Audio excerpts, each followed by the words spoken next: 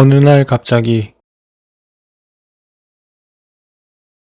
지상파 IPTV 시장에서 사라져버린 태극기 휘날리며.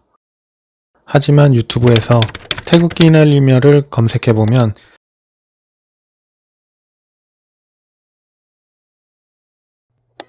2시간 24분짜리 풀영상을 바로 시청할 수 있습니다.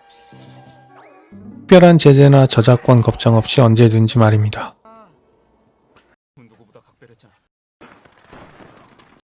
볼 수 없지만 언제든지 볼 수 있는 마치 유령처럼 떠도는 영화 태극기 휘날리며의 계속되는 비극을 알아보겠습니다.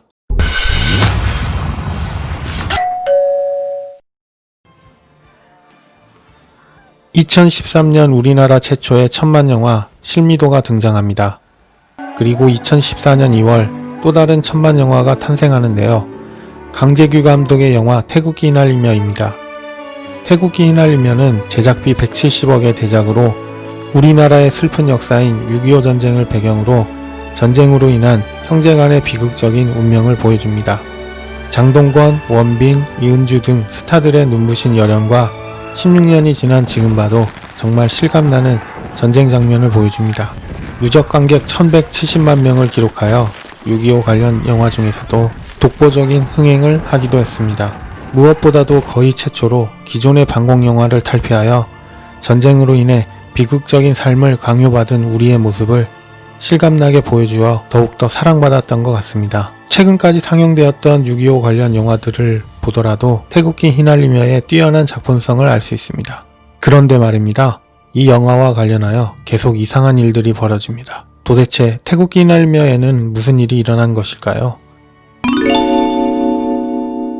은행나무 침대를 시작으로 쉬리 등을 통해 한국형 블록버스터의 시작을 알린 강재규 감독은 태극기 휘날리며를 통해 최고의 흥행 감독이 됩니다. 이러한 흥행을 통해 한국의 스필버그라는 이야기도 듣지요. 하지만 세계를 향해 더욱더 큰 도약을 꿈꿨던 영화 2011년작 마이웨이가 흥행과 비평 모두 실패하게 됩니다.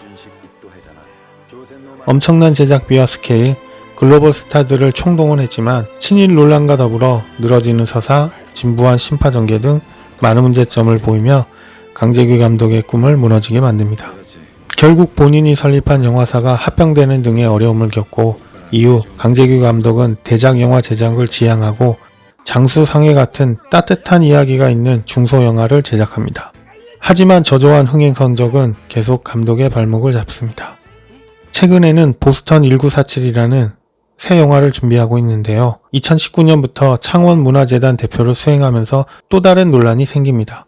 창원문화재단 관련 행사 불참이 많고 불성실했다는 논란입니다. 실제 6월 창원시의회에서 이러한 강재규 감독의 태도를 지적하기도 합니다.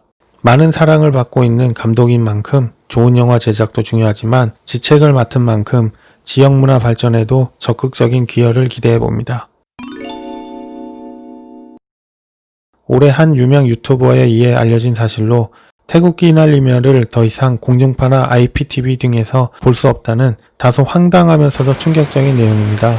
판권을 보유한 강재규 필름이 타 영화사에 합병되는 과정에서 태극기 휘날리며의 판권이 사라져버린 것입니다. 이런 이유로 판권 계약을 못해서 국내 방송에서 볼 수 없게 된 것입니다. 국내에선 볼 수 없지만 유튜버 등에서 볼 수 있는 유령 같은 영화가 됩니다. 여기서 이게 왜 문제냐고 생각하는 분들도 있을 겁니다. 천만 영화, 좋은 영화, 공짜로 언제든 볼 수 있는데 뭐가 문제야? 그런데 말입니다. 저작권 문제로 이 영화를 공식 행사에서 볼 수 없고 6.25 전쟁 관련 교육적 활용도 모두 불가능해진 상태입니다. 또한 우리나라의 슬픈 역사를 표현한 천만 영화가 주인 없이 인터넷상에서 떠돌고 있다는 것은 정말 부끄러운 일입니다. 공짜로 좋은 영화 보는 것도 좋지만 최소한의 권리 보호는 하면서 우리나라 영화의 진정한 가치는 지켜줬으면 좋겠습니다.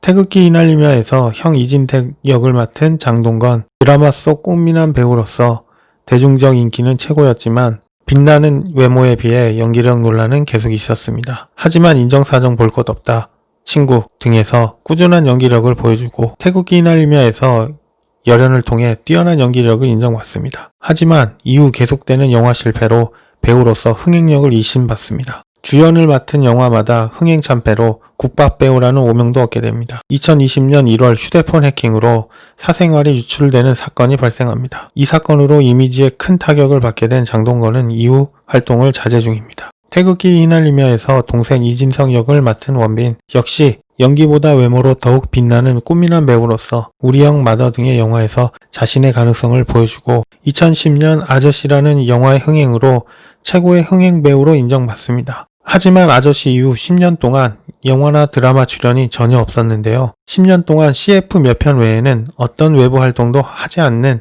신비주의로 결국 팬들뿐만 아니라 원로 배우들에게도 비난 아닌 비난을 받게 됩니다. 태극기 휘날리며에서 장동건의 연인 역을 맡은 이은주, 영화에서는 비록 비중이 적었지만 안정적인 연기력을 인정받았고 번지점프를 하다, 불새 등의 영화와 드라마의 흥행으로 스타성도 인정받습니다. 하지만 불행히도 2005년 자택에서 삶을 스스로 마감하고 마는데요. 영화 촬영으로 인한 우울증과 금전 문제가 원인으로 지목되기도 했습니다. 무엇보다도 25살의 젊은 나이로 배우로서 가장 절정이었던 순간에 우리의 곁을 떠난 배우 이은주는 아직도 많은 이들이 그리워하고 있습니다.